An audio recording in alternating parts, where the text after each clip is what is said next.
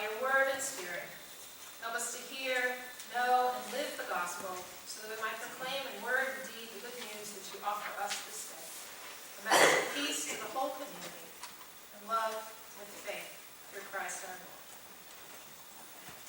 Now a reading from the 13th chapter of Matthew.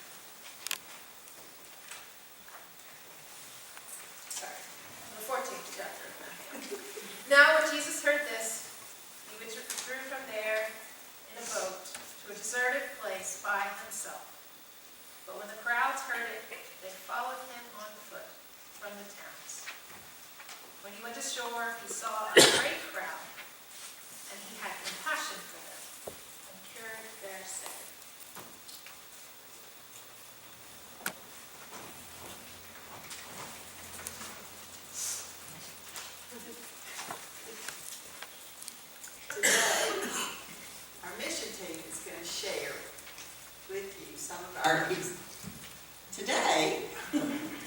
Our mission team is going to share with you some of our experiences and reflections on how we were affected by them.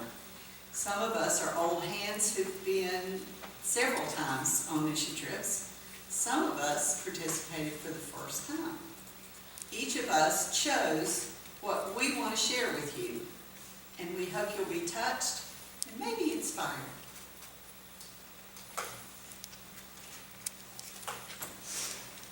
This picture was taken on the front porch of one of the houses our team worked on when we were in Lumberton. I see two things when I look at this picture.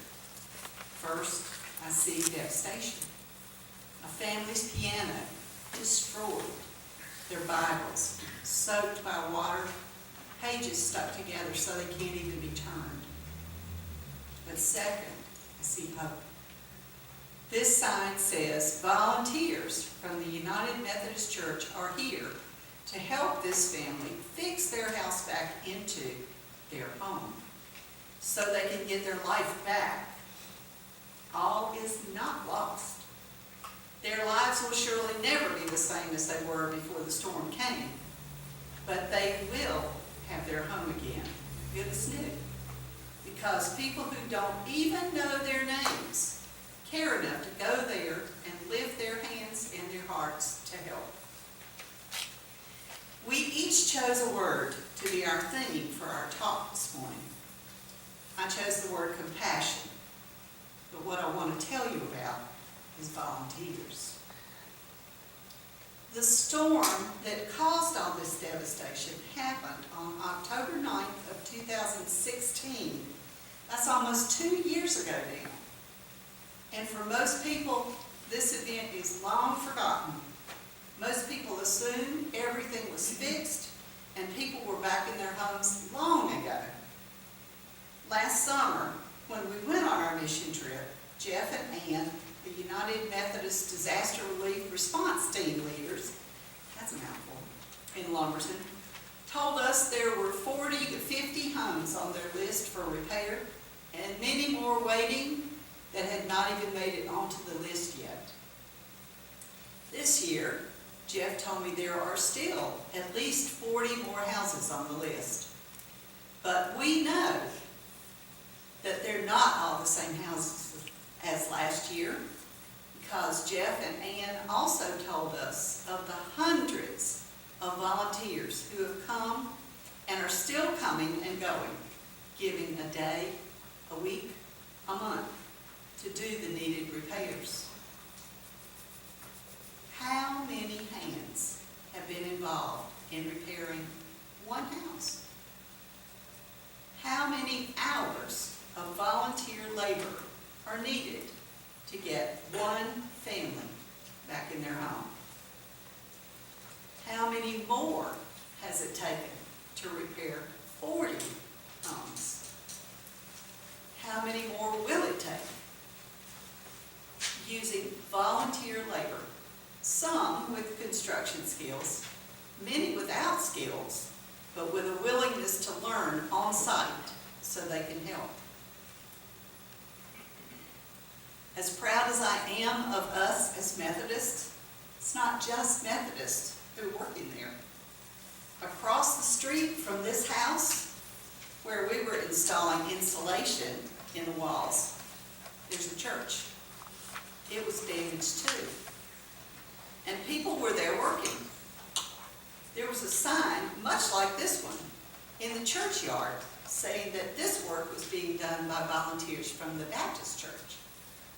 I talked with one of the women who was working there, and she said their crew was actually made up of people from several different denominations who had come here from another state to help. So why? Why do all these hundreds of people come here and do this?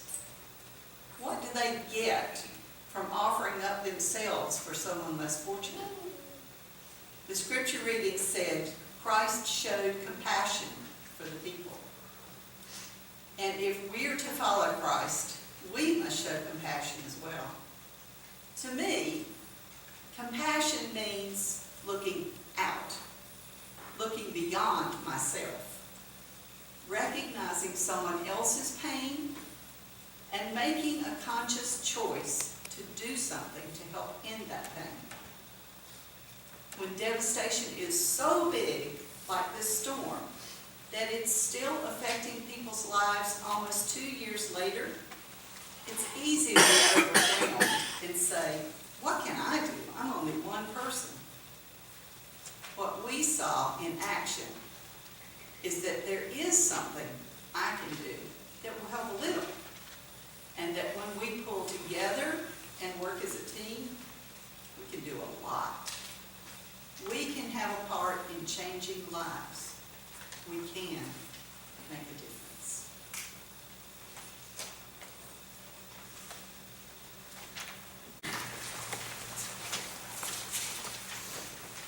Kim will be sharing her testimony next from the mission trip. And I'm going to continue reading from the 14th chapter of the Gospel of Matthew, beginning of 15th verse, right after I left off. When he went ashore, he saw a great crowd, and he had compassion for them and cured their sick. When it was evening, the disciples came to him and said, "This is a deserted place, and the hour is now late. Send the crowds away, so that we may go into the villages and buy food for themselves." Jesus said to them, "They need not go away. You give them something to eat." They replied, "We have nothing here but 5 loaves and 2 fish."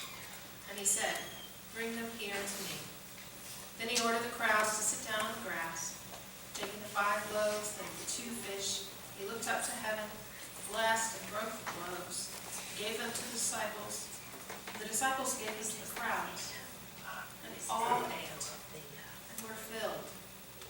And they took up what was left over of the broken pieces, 12 baskets full. Those who ate were about 5,000 men, besides women and children.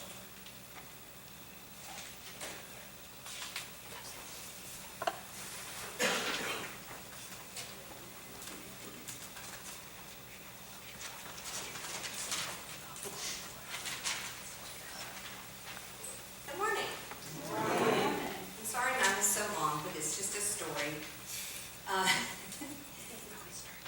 Last year, year before last, and this year, I felt led to go on this mission trip.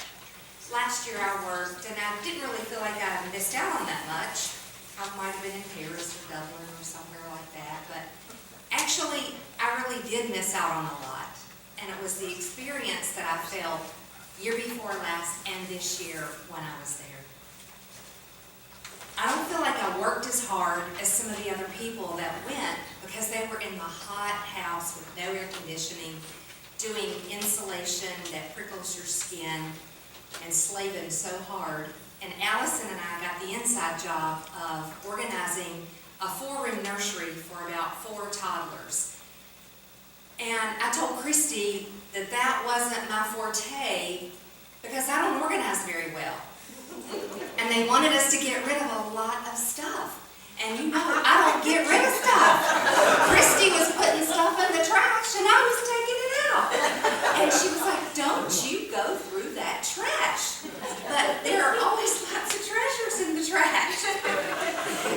Anyway, Allison sanitized Aunt Betsy's sanitized every toy and everything that was left in that nursery. All the books were organized, and it was beautiful when we left, and quite uncluttered, because Christy wouldn't let me go through all that trash. But anyway, I want y'all to know that we did make an impact on some of the people down in Lumberton, and they made an impact on us too. I know Lumberton is a long drive, like 2.5 hours, and it's very hot there, and sometimes the work is hot and hard and long and dirty, but there's always a carpool, and there's always inside jobs, and there's people to listen to and lives to touch. And I would like for us all to be able to spend some special time to get closer to our friends here, which we do when we're on a mission trip like that. And at the end, or one night during the trip, we're always rewarded by going to Carolyn's at White Lake and swimming in the lake and having pizza and homemade ice cream. I asked 5 different people outside of the church, along with people inside the church, to go with me on the mission trip. And I was just going to go for 2 days, and that's not really that long to be away from home. Even my mother said, "I'm sick, you can't go." And I said, "Well, Mama, I'm only going to be gone 2 days. It's like being on a work trip." But I just felt like I really needed to go. But people are always so busy and don't feel good, or just, it's not their thing to go and do that. But you'd really be surprised at how blessed you would be if you would go just for a little while.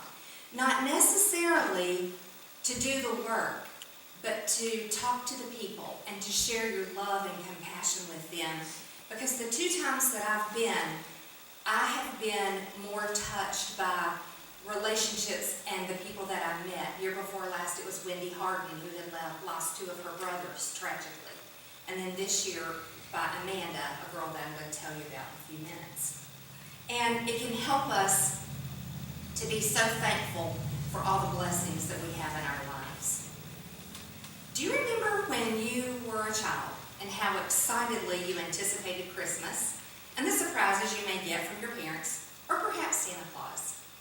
Does anyone recall how eagerly you awaited the arrival of the special Sears Christmas catalog? I was always so excited to receive that and looked forward to the hours I would pore over the pages of that magical book, making my long list and wishing for those new shiny toys. That long list was so long, and I tried so hard to remember them all when I went to sit on Santa's lap. But if I couldn't remember them all, I knew that Santa was all-knowing.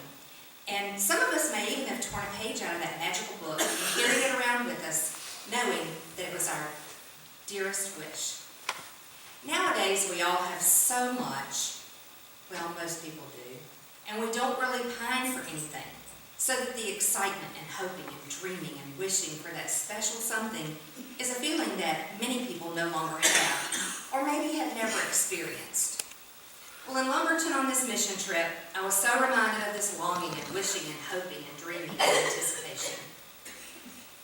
Amanda is a girl that we met there, and she and I had a nice conversation in my car doing an errand with Betsy in the car with us.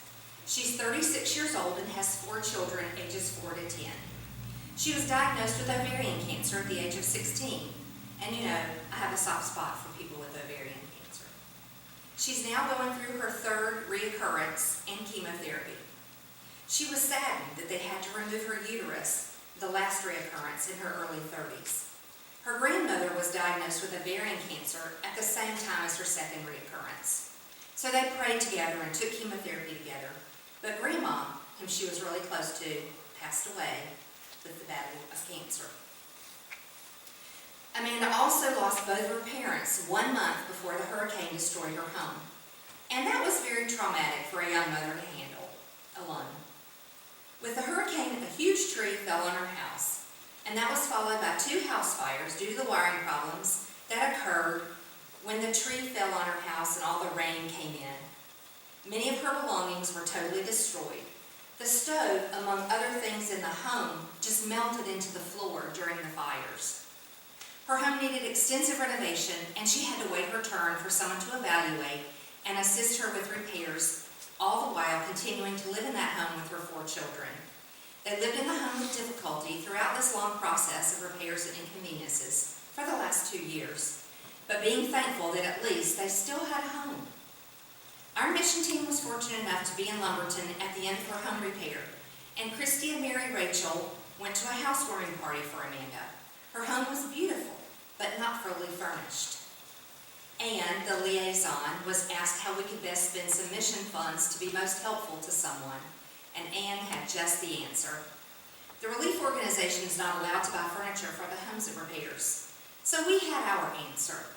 Our mission team decided to buy her sofa for her new home because she didn't have one. In the living room, there were 3 not very comfortable chairs, and with 4 kids and a fiance, there wasn't very much relaxing going on. I don't even know if she had a TV. I think she did. But anyway, there was nowhere comfy to watch that TV. Remember when I asked you about the excitement and anticipation of the wishful things in the Sears catalog? Well, mine and Betsy's job on Saturday morning was to go to Amanda's house and drive her to the furniture store to pick out a sofa. But when we arrived, she excitedly said, like a little girl with sparkling eyes filled with hope and wonder, that she already knew exactly what she wanted. You see, she'd been pouring out her furniture ads, hoping, wishing, longing for that day when she could get that special sofa. And she surprised me by putting her cute little purse up on the table and pulling out a folded piece of paper. And it was an advertisement, a sale from the local furniture store. And she pointed out exactly the sofa that she had been hoping and longing and wishing for 2 years. She said she was going to carry it around in her purse until her dream was fulfilled. And guess what? Her dream was fulfilled. And everyone in this church fulfilled it for her. Our yard sale funds were earmarked for the mission trip. And by all you that donated items to be sold, worked at the yard sale, and purchased items at the yard sale, which was me, you contributed to making someone's dream come true. When we arrived at the furniture store, Amanda went straight to the sofa of her dreams in the ad. It was beautiful and comfy, and she beamed as she tried it out. We encouraged her to look at others and sit on others, and so we tried out about 6 or 8 sofas, but ultimately she went back to her dream sofa, the one in the ad that she had so carefully held in her purse, just like a wished-for toy in the Sears Christmas catalog. Our goal was to deliver that sofa to her that day, but we were told that the floor model couldn't be sold. It had to be ordered, would take a week, and we had to pay an additional $89 to have it delivered. But we told them that we were an out-of-town mission team, and our goal was to have it in her home before we left that day. So the store manager agreed to sell it to us, and it was loaded on Ann's truck and delivered to her front door right then. She was all smiles. She was beaming with happiness and thankfulness. When Al and Rabbit, her fiance, tried to get it into the house, it wouldn't fit through the door. And I had pictures of that, but I forgot to send them, I'm sorry. But Al was not deterred. He retrieved his drill from the truck and took the legs off. The once sparse living room was now filled with the beautiful sofa of her dreams. Everyone was so excited, and the children loved it. We made lots of pictures of them on their new sofa as her dream was given to her in love and generosity from this church. Sharing our loves, gifts, and blessings with someone special that really needed it. As we go through our daily lives, let's please remember to pray that Amanda will beat this ovarian cancer and be around to finish raising her 4 children and have a happy life with Rabbit, whom she's marrying in September. As most of you know, I have more possessions than any one person needs or should have. I love stuff, and especially my stuff. But this trip showed me that I don't really need all that stuff. I still want it, but I don't really need it. And that there are plenty of people that don't have much at all. So I thought that maybe next time we have a mission trip that goes to Lumberton, I'll take some of my possessions and hopefully make someone else's dream come true.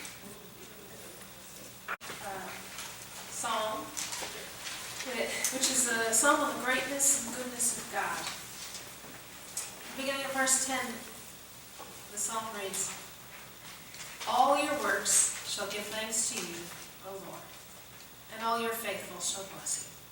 They shall speak of the glory of your kingdom and tell of your power, to make known to all your people your mighty deeds and the glorious splendor of your kingdom.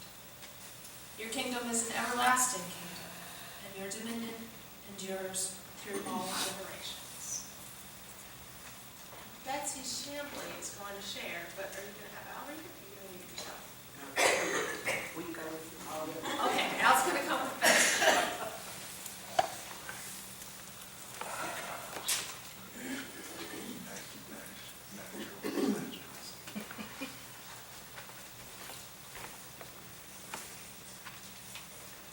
I would like to read for you a note that a lady left for us. "Thank you so much. I love it. I love everything you have done for me and my daughter. I am speechless. Thank you. Wow. May God continue to bless you." And I appreciate everything that everyone did that went. It was truly a wonderful trip. 2 Samuel, the 11th chapter. In the spring of the year, the time when kings go out to battle, David sent Joab with his officers and all Israel with him. They ravaged the Ammonites and besieged Rabbah. But David remained in Jerusalem. It happened late one afternoon when David rose from his couch and was walking about on the roof of the king's house, that he saw from the roof a woman bathing. The woman was very beautiful. David sent someone to inquire about the woman. It was reported, "This is Bathsheba, daughter of Eliam, the wife of Uriah the Hittite." And Allison is going to share with us on envy and her reflection of the mission trip.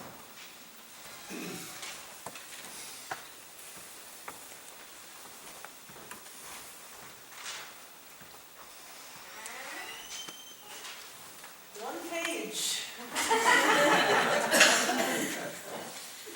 At the end of our Lumberton mission, we gathered in a prayer circle. While in the circle, we were asked to reflect on the day and say whatever word popped in our heads.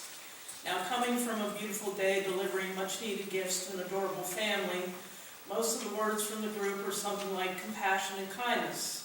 Me, I blurted out envy. Now, I am a person that has always prided myself on not being envious of others. I have no room for jealousy. I have a cleaning business. I work for multimillionaires as well as many others just like me. But I had to consider, why on earth would a word pop in my head like envy? So I was forced to reflect on it. This is what I came up with. There is a gap between all of us. The gap between my wealthy clients and myself is purely financial.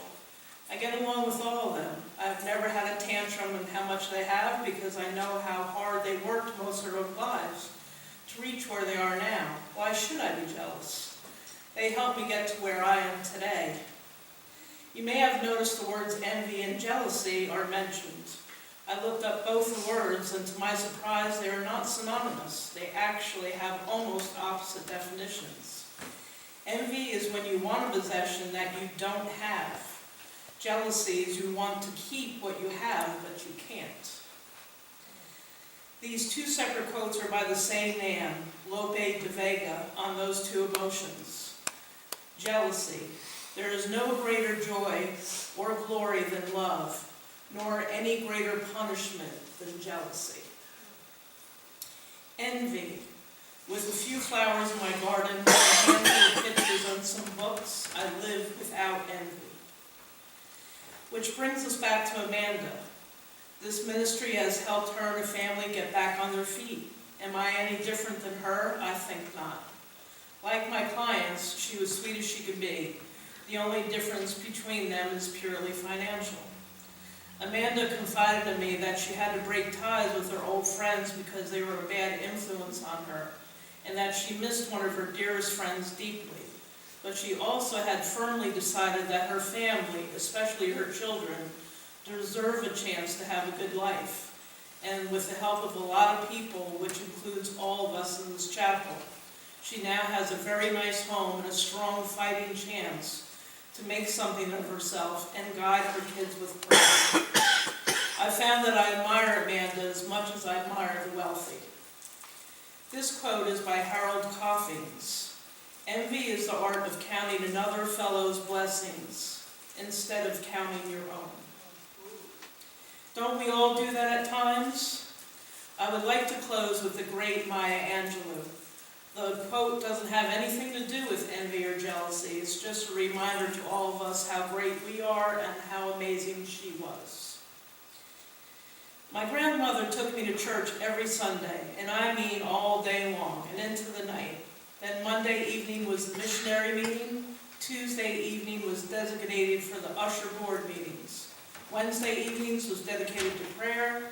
Thursdays we would visit the sick. Friday was choir practice. And at all those gatherings, we sang. Information. And he chose us first from the 12th chapter of Romans. Paul writes, "Do not be conformed to this world, but be transformed by the renewing of your minds, so that you may discern what is the will of God, what is good and acceptable and perfect."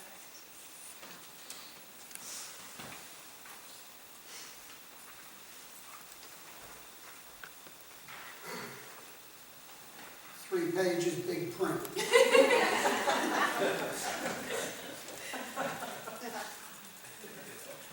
That reading, I don't know much about the Bible. I read it, but I don't remember where stuff goes, where it came from. But I knew something happened down there on this mission trip that hadn't happened to me before, and this is my fourth one. And all I knew is, like when Allison said a word popped out, transformation, I had no idea why that popped out. And thanks to Google, I found it. But in that reading, Paul gives us guidelines for living as a redeemed people in a fallen world. We are to give ourselves to Christ as a living sacrifice, love our neighbors, and to take special care of those who are weak in faith. Most of the time when I go on mission trips, while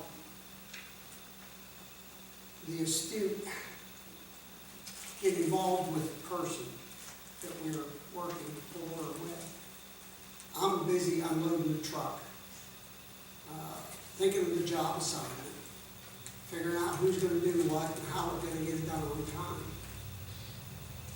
This time something happened that touched me, and I had to sit and listen as a young lady described her story.